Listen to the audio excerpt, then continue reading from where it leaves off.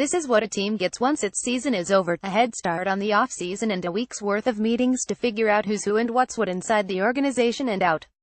The Texas Rangers front office and scouts have been at their spring home since Sunday night to start digging in for the frenzy that awaits, and the Rangers are going to be a big part of the action. As is their way of doing business, they look at almost everybody, their guys, other teams' guys who might be available, the free agents, and determine who's a fit and who isn't. The first fit is need, followed by a bevy of other traits. Included it is a fit within the budget, which is a whole other story. We're going to talk about everybody, General Manager John Daniels said. This week, Giancarlo Stanton is part of the conversation. Yes, Stanton, the power-hitting right fielder for the Derek Jeter-oiled Miami Marlins, who are about to shed payroll. Stanton has, get this, 10 years and $295 million left on his contract. That's a lot of shedding. There isn't a team out there that couldn't find a spot for Stanton, who hit 59 homers this season in a career-high 159 games. The Rangers, who have two right fielders, are no exception and are among the handful of clubs that could pull it off. But isn't their payroll going to be down? Well, have enough money to maneuver, Daniels said. At the top of the market, well, have the ability to, Daniels said. Of course, they would make the Marlins eat a massive chunk of the Stanton contract. Daniels seldom makes a deal without making another team help financially.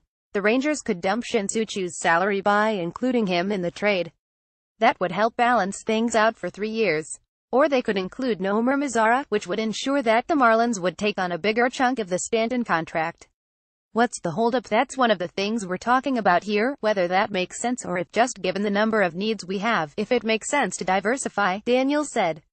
There's the rub, the multiple needs, and the reason why the Rangers shouldn't pursue Stanton. Stanton can't pitch, and the Rangers need pitching more than they need another right-hand slugger. They have 3 vacancies in the rotation, and the bullpen is going to look a lot different than the 2017 bullpen that helped send the Rangers into off-season mode. There are multiple top-of-the-market starting pitchers the Rangers could pursue, beginning with Yu Darvish. His stock is likely on the rise on the strength of his 2 postseason starts for the Los Angeles Dodgers.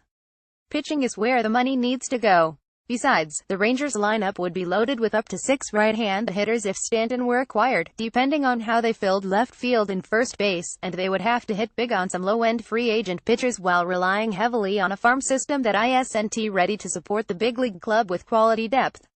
But how often does a player with the power potential of Stanton come along? Well, Joey Gallo finally came along this season for the Rangers. This isn't couldn't read for the Rangers. It's a complicated deal for the Marlins, too, and maybe they won't be able to find a trading partner until after next season. From a timing perspective, that would be better for the Rangers, who could see Adrian Beltre, Elvis Andrus, and Cole Hamels head elsewhere. Timing is everything, after all, and the time isn't right this winter for the Rangers to pursue Stanton.